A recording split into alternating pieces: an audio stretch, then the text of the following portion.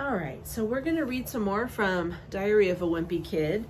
And if you remember from yesterday, Greg did not get the video game he wanted for Christmas, but his friend down the street did, Rowley. And so he is just kind of coming to terms with the fact he didn't get everything he wanted for Christmas. So today we're starting at New Year's Eve. In case you were wondering what I'm doing in my room at 9 o'clock on New Year's Eve, let me fill you in. Earlier today, me and Manny were horsing around in the basement. I found a tiny black ball of thread on the carpet, and I told Manny it was a spider. Then I held it over him, pretending like I was going to make it eat him. That's a very brotherly thing to do, huh? Not cool. Right when I was about to let Manny go, he slapped my hand and made me drop the thread. And guess what? That fool swallowed it. Look at here. Poor Manny eating thread. Well, Manny completely lost his mind. He ran upstairs where Mom was, and I knew I was in big trouble. Manny told Mom I made him eat a spider. I told her it was no spider. It was just a tiny ball of thread. Mom brought Manny over to the kitchen table. Then she put a seed, a raisin, and a grape on a plate and told Manny to point to the thing that was closest to the size he had swallowed. Oh, look at there. Mom is not happy. Manny took a while to look at the things over on the plate.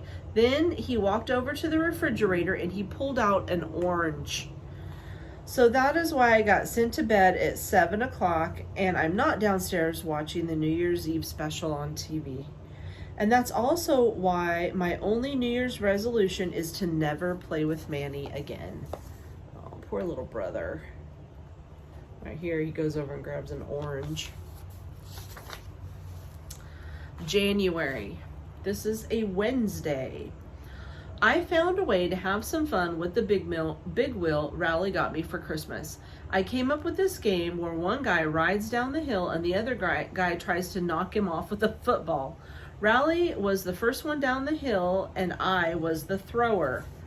Oh man, look what they are doing here. So here he is on the big wheel and Greg's gonna throw a football at him and try and get him to fall off. It's a lot harder to hit a moving target than I thought. Plus, I didn't get a lot of practice. It took Rowley like 10 minutes to walk the big wheel back up the hill after the trip down. Rowley kept asking to switch places and have me be the one who rides the big wheel. But I am no fool. That thing was hitting 35 miles an hour and it didn't have any brakes.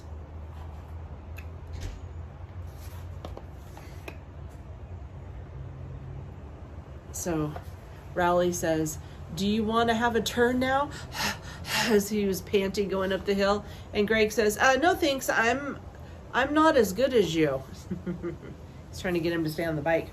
Anyway, I never did knock Rowley off that big wheel today, but I guess I have something to work on over the rest of Christmas vacation.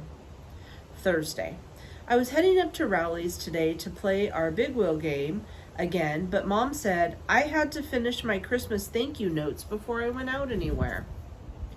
I thought I could just crank out the thank you notes in a half an hour, but when it came to me actually writing them, my mind went blank. Anybody ever have that happen when they're trying to write something? Let me tell you, it's not easy writing thank you notes for stuff you didn't want in the first place. I started with the non-clothes items because I thought they'd be the easiest, but after 2 or 3 cards I realized I was practically writing the same thing every time. So I wrote up a general form on the computer with blanks for things that needed to be changed. Writing the cards from there was a breeze. Okay, I'm going to read these cards, but I want you to see what they look like. So he typed them out, and then he just changed the name and what they got him. Dear Aunt Lydia, thank you so much for the awesome encyclopedia. How did you know that's what I wanted for Christmas? I love the way the encyclopedia looks on my shelf. All my friends will be so jealous that I have my very own encyclopedia. Thank you for making this the best Christmas ever. Sincerely, Greg. So again, look at that. He just wrote in a few words and he didn't write the whole thing. My system worked out pretty well for the first couple of gifts, but after that, not so much. So this is the second one that he wrote. This one kind of gets kind of silly. Dear Aunt Loretta, thank you so much for the awesome pants. How did you know that's what I wanted for Christmas? I love the way the pants look on my legs. All my friends are so jealous I have my very own pants. Thank you for making this the best Christmas ever. So that one's a little bit silly. Doesn't work so well with clothes. Friday. I finally knocked Riley off the big wheel today, but it didn't happen the way I expected. I was trying to hit him in the shoulder, but I missed, and the football went under the front tire. Riley tried to break his fall by sticking out his arm, but he landed pretty hard on his left hand. I figured he'd just shake it off and get right back up, but he didn't. I tried to cheer him up, but all the jokes that usually crack him up weren't working. So I knew he must have been hurt pretty bad. Hey, look at me, I'm your dad. Durr, durr, durr. He's trying to make fun of his dad, trying to make him laugh. Monday. Christmas vacation is over and now we're back at school. And do you remember Riley's big wheel accident? Well, he broke his hand and now he has to wear a cast. And today everyone is crowding around him like he was some sort of hero or something. Does it still hurt? Oh, you poor thing. It still hurts a little. So he's getting all this attention from the girls.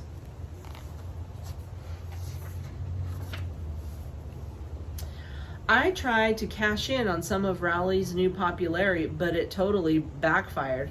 Hey, I'm the one who broke his hand. You meanie. So he's trying to brag to the girls, and the girls are gonna get after him. At lunch, a bunch of girls invited Riley over to their table so they could feed him. It really ticks me off about...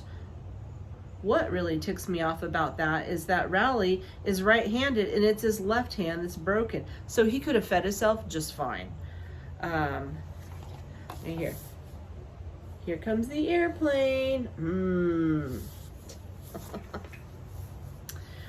Tuesday. I realized that Riley's injury thing is a pretty good racket, so I decided it was time for me to have an injury of my own. Do not try that at home. I took some gauze from home and I wrapped up my hand to make it look like it was hurt. It's a raging infection caused by a splinter that was left untreated. Look at there, he's making up his wound. I couldn't figure out why the girls weren't swarming around me like Riley, but then I realized what the problem was. See, the cast is a great gimmick because everyone wants to sign their name on it, but it's not exactly easy. It's not easy to sign gauze with a pen. So I came up with a solution I thought would be good. Would you like to be the first one to sign my sympathy sheet? Look at there. The idea was a total bust. My bandage did end up getting some attention from a couple of people who believed me, but they are not the type of people I was going for. So he says, "Can I peek at your infection?" Greg says, "Go away." All right, we are going to stop there today. Hope you guys have a good day.